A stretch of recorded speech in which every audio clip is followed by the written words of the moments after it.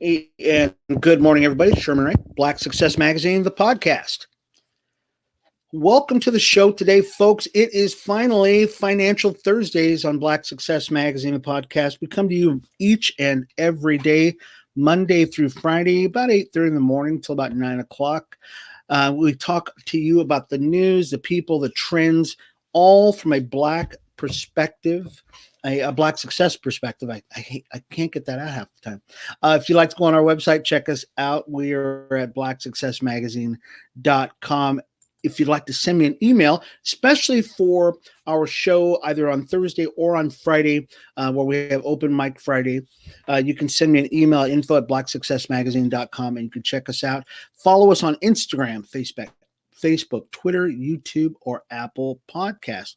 And as I said, today is Financial Thursdays with Robbie Thomas. We're going to bring in our resident guru, Robbie Thomas. And Robbie, how are you doing today, brother?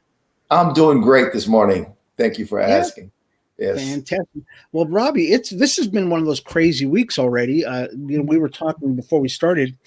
Did you hear a little bit about Tiger Woods this week? Yeah, actually, I was forgot where I was, but I certainly saw the news, and it turns out that he was in a terrible accident and needed to be rescued with the jaws of life, and so. That's certainly sending up prayers for him. Hopefully he's doing much better. Yeah, I hope so too. I'll tell you. And we want to remind everybody, definitely send up your prayers for Tiger Woods, because he's definitely been.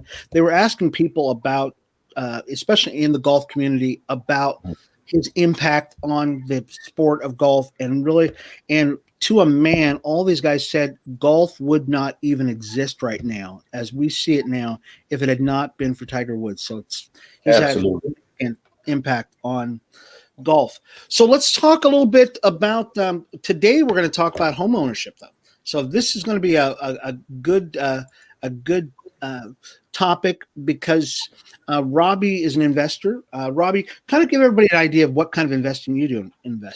So I started learning about real estate as a banker, and so one of the things I started to do is to try to understand what were these individuals that were bringing in these large checks doing, right?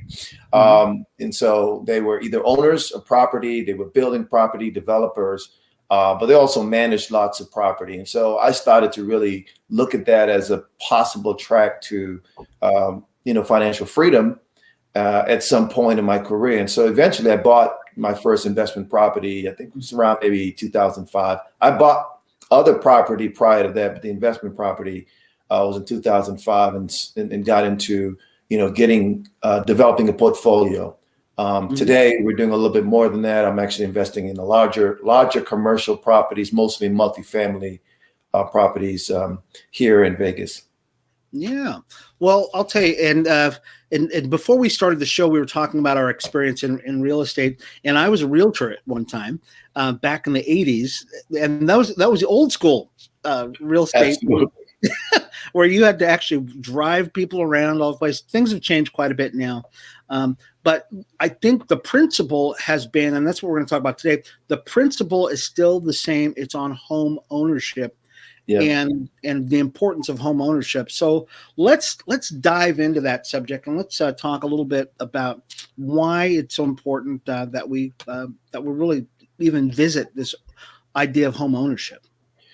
Well, it's extremely important for us to own where we live. Home ownership is a really big issue, because in the African American community specifically, there is a home ownership gap between the majority community and the African American community. And I think the delta is so huge that it's obviously consequential. And why is it important for us to own our own homes, or to own properties? Because we can, first of all, you stabilize a community.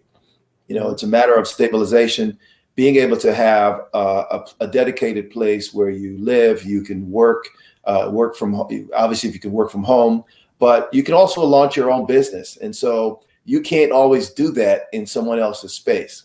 But the importance of stabilizing a community, stabilizing your family, stabilizing a lot of the different things that you want to do. And then you can also leverage your home as an asset to send or fund college education, right? You build wealth from ownership. And so those are some of the reasons and the imperatives that that really make the idea of home ownership that much more important. Yeah, and Robbie, we as people who speak in the lives of other people all the time, I would call us mentors. That we speak in the lives of people all the time. One of the things we always end up going back to all consistently is on home ownership, and this is probably going to be a mantra for us. How important it is to get out of the thought that you should rent, because you don't want responsibility or something like that. Right. But how important it is actually to own your home, and I believe what we will probably end up talking about a little bit more is about the wealth gap. Really has a lot of things that happen as a part of the wealth gap as part of as a result of us not owning our own homes. Correct. Not owning in the places where we live at. So let's start right there. As a matter of fact, let's start because I think that was one of the first points you brought up is owning where you live. Correct. And and a lot of people, there's affordable homes everywhere, especially where people live at. Let's talk a little bit about that. Why is that so important? Well, the first important piece of that is that, you can't easily be displaced. And so we talk about communities being gentrified and, people being displaced. And if you own where you live, it's not that simple to displace, communities or people. Sure. If they own when we talk about gentrification, we're talking about people coming into your neighborhood that you normally live in, upscaling it, and then forcing you out because you can't afford to live there anymore. Right? Exactly. And so, that's a phenomenon that's taking place, all around the country. But it's just it's a byproduct of not that high, the low ownership rate and people really not having as much vested interest in those communities. And so that is not to say that people don't want to own or they don't want to buy. Traditionally, there's been obstacles to purchasing for Black communities. I mean, redlining, and of course, if you want to go back as far as right after the American Civil War, where the 40 acres and a mule promise was not met. From that time forward, there's been tremendous amounts of legal obstacles for folks that to purchase homes, to acquire businesses, to buy anything that of value. And so leading up to today, the cause and effect relationship between that, the way that occurred still resonates today. And so we have to remedy some of those policy type issues, which a lot of them have. But again, the vestiges of those public policy and law and legal frameworks have really left us sort of in a position that we're not where we would love to be. So, but there are a lot of initiatives underway to help Black home ownership numbers improve. And so one of the things that we want to do is to really begin to educate ourselves, because we don't all have a history of generational ownership. And that could be a problem. People don't understand one of the things, what it entails. You say. It's a lot of, and my kids were raised and are still being raised in a business climate. That's really all they know. As a matter of fact, my grandson, 17 years of age now, has already been investing in stocks. He's 17 years of age, and he must have watched one of our shows because he bought Bitcoin. Oh, wow. I know, he's very excited, but he wants to be a realtor. He wants to be a broker. Yeah. The reason why he wants to be a broker is because he knows that the only way to have real true wealth is to own your own business. That really is, you can't save your way to savings or to wealth. And so he knows that that's the way it is. So when you say something about that, it's a generational thing, that it's kind of a mindset that really, once again, has to be taught. And it's got to be instilled. And if you don't start it in this generation, it's probably not going to start, it's going to be a lot longer. I've taught financial literacy. And so I understand, I've met with people to either talk about credit, so many of those areas that people don't always have a great history of understanding because we never had to, right? If you don't own property, there is no real need for you to understand, what that legacy move is all about. And so being able to pass on that knowledge of here's what you need to know, here's what you need to do once you purchase property. So here's the other piece. We have a lot of programs that are focusing on the home improvement numbers. Oh, sorry, the home ownership improvement numbers. Yes. But on the flip side of that, you have a challenge where people that are already in homes may be at risk of losing those homes. And so you have a impending foreclosure crisis that we need to also mitigate. So on both of those issues, we need actions and we need strategies to make sure that we're not getting keys on one end and handing over keys on the other end. Yeah, that's true. And I think that's this setting up people for success is probably, and I think if we can boil it down, that's really kind of what we're saying. If somebody wants to buy a house right now, and I was talking with a couple of friends of mine how much they're paying for their home, for their rental, and they're paying $14,000, $15,000, $2,000 a month for a rental on somebody else's house. Right. And if you can afford to spend that much money on a home, I'll tell you, and I'm old school. I just tend to be old school, and I only rented for a very short period of time, and I've always owned a home ever since then. Just because that's where I was raised. But if somebody wants to buy a home now, Robbie, kind of give us some idea of what they need to look at before they purchase a home, and to kind of get them set up for this, for what really where they should be at. So I've sat with people, of course, as a mortgage officer and pre-qualified individuals and so forth and so on. Obviously, the bank, because the lending institution looks for specific things. There are guidelines around borrowing and lending. And for the individual and family that's looking to purchase, obviously you want to know how much house you can afford. You just don't go looking for a house. I mean, the first thing you want to do is to really understand your own personal finances and really begin to understand why you should purchase a home.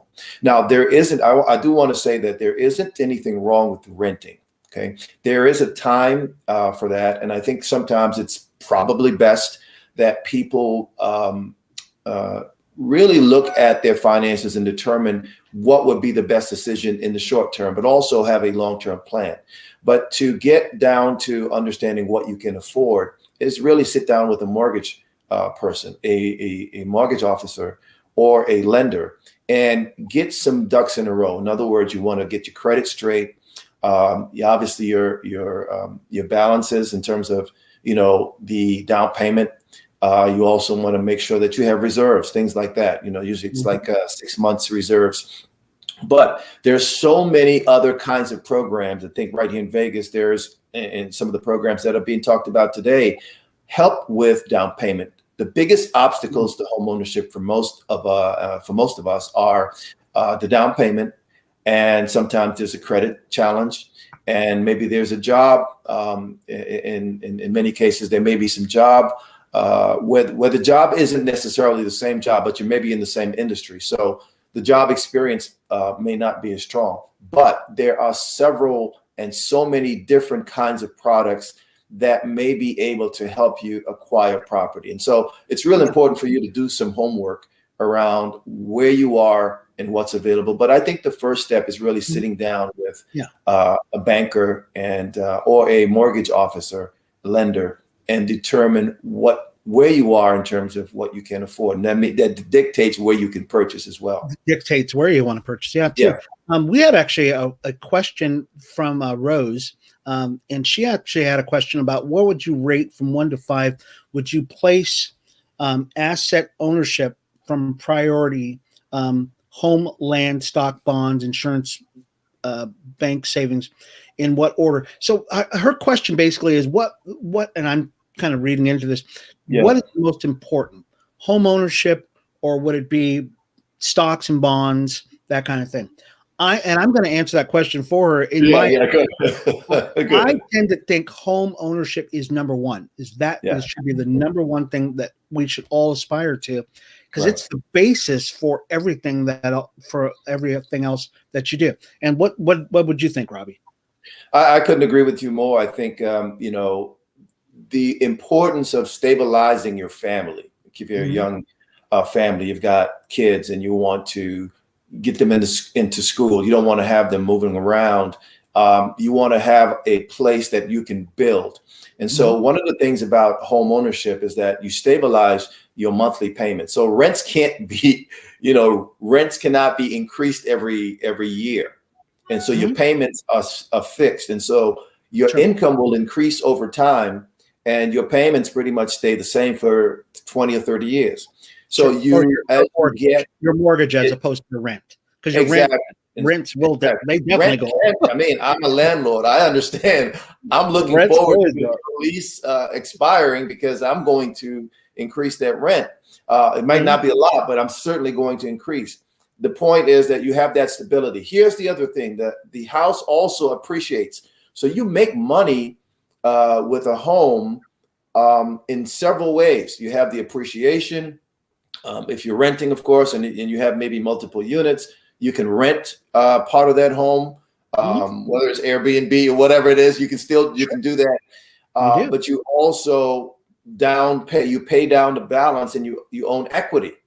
And so there's several ways you're earning money on a piece of property that provides shelter, provides a sense of community, provides stability for your kids, for your family overall. And it also holds the community together in terms of its ownership, the percentage of ownership of that particular space.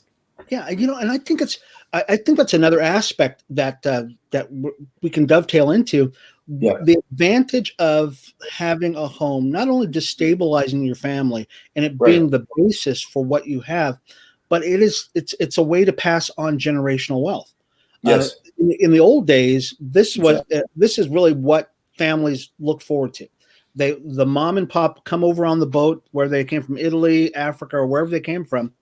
They looked for a piece of property, a piece of land or something like that, not just to have a piece of America, but they knew, based upon where they came from, that the only way that they knew to pass on wealth, because it happened in England, it happened in Germany, it happened in all these places, where the wealth was in the land. Right. That's really where it's at. And the only way you can build generational wealth is you have to actually purchase that land. Can you talk a little bit about that one of the important things, and I've coming into a lot more understanding about, the advantages of owning property itself, real estate in particular. Our tax laws are designed to benefit people that actually own real estate. So Rose may be more familiar with that than I am, but certainly the tax laws are very tax friendly with real estate people that own that kind of capital, or that own that kind of property. And so one of the other things you talked about was, the legacy of passing that on. Most of the wealth that's passed on in this country is wealth that was bequeathed to a successive generation. So it isn't money that was earned. It was money that was passed on, right? It was basically wealth that grew in terms of appreciation, tax deferred maybe. And so there's a lot of different advantages. And here's a really important one, in that when you think about college education, a lot of people tap into the equity of their homes to educate their families. So Robbie, when you're talking about equity, what do you mean by equity? So the equity is essentially the balance between what you owe on the property versus what you have, what you've already paid. And so the difference there is what you actually own. So in between what you owe and what you own is your equity. Okay, so let's say you buy a house for $100,000, right, and you've paid $50,000 on that loan already. So your equity on the home would be $50,000. $50,000. And so, but if you rented a home, the difference Yeah. between that and you rented a home, you rent the home for $1,500 a month. Right. Say you've spent that money for 10 years. Yeah. How much money, how much equity do you have in that property? Absolutely zero. Absolutely zero. Well, I'll tell you how much equity you put into somebody else's property. Yes. And I think that's the thing that people understand, because Rose has she had a follow-up question. Yes. And she said that she has some friends who could actually afford a home. Yes. But right now you've got businesses that are contracting overseas workers. And that's another conversation we probably want to have. Yeah. The economy is ever changing, and they're in fear of losing that revenue, foreclosing and ruining their credit. And there's always that. There's no guarantee that you're going to keep your job. Right. Right. And so can you address that question? Because that's her friends are going to lose their job.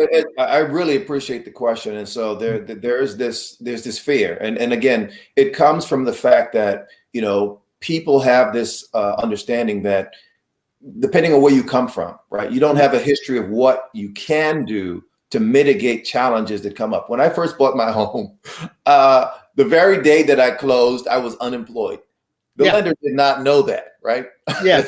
The day that I closed, and if they checked my job references at that point, not that I wasn't employed, but I wasn't employed on that day, so eventually I got into some very difficult, choppy waters. But I knew who to speak to and who to talk to. Mm-hmm. So the point I'm making here is, when you own property, you can't just lose it. I mean, there's a process. There's a due process. Yes, eventually you could. And I'm not saying that doesn't happen. It does happen. Foreclosure is a legal proceeding that it's a last resort. And so if you can't, there's absolutely no way for you to pay for your property. The bank has to take it. And so because they have a responsibility to their stockholders and shareholders to make sure that they do things that are prudent and in the best interest of the institution. Sure. However, as a homeowner, you need to seek out all the potential sources and resources to try to help you deal with pre-foreclosure counseling. Yes, because you could, impact your credit. If you're a renter, it doesn't take a long time for that landlord to get you out of that property. Okay, so it's a little bit less. You could be on the street in 30 days, and depending on what state you're in, it might be long in other states. But depending on where you are, you can be out in the street very quickly and needing to go to a shelter.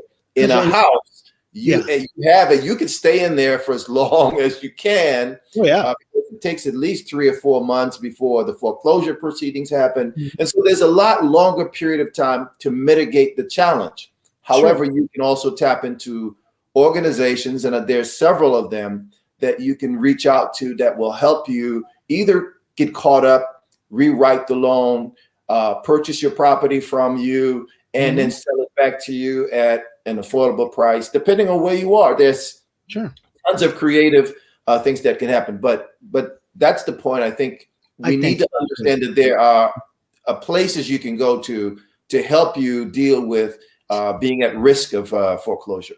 I think so. The fear of the unknown is what gets a lot of people. They don't realize that either way, if you can't afford to pay for something, you've got to do something. Your credit is probably secondary, because it's going to happen if you get kicked out of a rental property or you get kicked out of a home. Your credit is going to be ruined also. But the advantages of owning a home are far outweigh those of not. If you you cannot borrow against a property you don't own. Okay, you can never. If you own a home, there's loans that you can get. There's ways that you can bring people in to lease your property out. I remember back in 2008, 2009, I owned a home, a fairly large home, and we could see the handwriting on the wall with the economy. And what we did is we just rented that home out. And we rented it out for a lot more than our mortgage was, and that helped us move into another property. And it just but you can't do that with a rental property. There's just you could. Well, one of the things I started to understand is that I prefer to have someone else pay my mortgage. So, as an investor, that's one of the things you have to understand is, the single source of income if that actually went away, what would happen, right? What do you do if you lost that single payer situation? So I started to look at multifamilies. And so the more people you have, the wider your income sources are. It's a lot better of an investment opportunity. So that's one way to look at it. Look at ways to drive and to create revenue opportunities. And so here's the thing with a single family home is that if you wanted to launch a business, you could take part of that home and create an office space and use that as a tax write-off. Again, I'm not a tax person. I have actually certified as a tax preparer, but the important thing is that now you can use the same home that you live in, that you obviously have built, a nice place in the community. Now you could actually launch a small business from your home. And so it serves a lot more purposes than you envision. You can't do stuff in an apartment that you can do in a home. And so those are things that are, or a rented property, because you might have some guidelines that the landlord sets that you can't do this or you can't do that. If you own your own home, you have a lot more leverage in doing that. Yeah. So we've only got a couple minutes left, Robbie, but the advantages of home ownership are just, we could probably go on for a long, if you could narrow it down to maybe two things, probably one, because we're running up late on time here. But if you could narrow down one of the advantages of home ownership, besides, and we've talked about a few here on the show, what would one of the things that you would say is probably one of the key things that is the advantage of home ownership that in the Black community that we're missing, that really is defining why we are not building wealth in the Black community? Well, I'll say two things, a couple of things. One is that we don't really understand I'll take that back. I think sometimes we need to bring out the importance of why homeownership is so critical, because it stabilizes a community. What do I mean by that? There's a correlation between homeownership and education, homeownership and crime, homeownership and wealth, homeownership, and businesses. And so there's some correlation between what we deem some of the problematic things that we see in our community. It's tied directly to owning part of that real estate, owning part of the place that you live, you worship. And so losing a lot of that, we start to see a breakdown of the institutions that can be built on the foundation of homeownership. And so that's kind of a real big picture thing. But for a family, how is it for a child, a kid, to grow up in a place that, that they can call home, right? You go back home. And so there's this this notion of what it is. I'm not just talking about the white picket fence and the American dream. Sure. But it's also about really having a place that you can begin to ferment your thoughts, your ideas, your dreams, your aspirations, and everything surrounding that. And so I'm really big on that. And so I've launched into it in a way that forces me to say, listen, let me try to educate you. And one of the barriers that people have, again, it could be credit or raising money for the down payment. There's so many programs to take advantage of to make that dream a reality. So I implore folks to really look very much deeply into, if you don't own your home, or even if you did in the past and it did not turn out the way you did, don't feel like you can't do it again. Look at that, because that's a really important piece of being stabilizing a community. Wow. Thank you so much, Robbie. We appreciate you being on the show today. Let's talk about this again next week, because I think we can explore this even more. Okay. We'll talk next week. All right, Robbie. We'll talk later. Bye-bye. And folks, this has been Sherman Ray, Black Success Magazine, the podcast. I hope you enjoyed that today. If you'd like more information on that, go to our website at blacksuccessmagazine.com. Once again, if you'd like to have a question answered on Open Mic Friday, send me an email. Just send it to info@blacksuccessmagazine.com. As always, you can follow us on Instagram, Facebook, Twitter, YouTube, or on your Alexa smart speaker on Apple Podcasts. We will see you again tomorrow for Black Success Magazine. This has been Sherman Ray. We'll see you later. Bye-bye.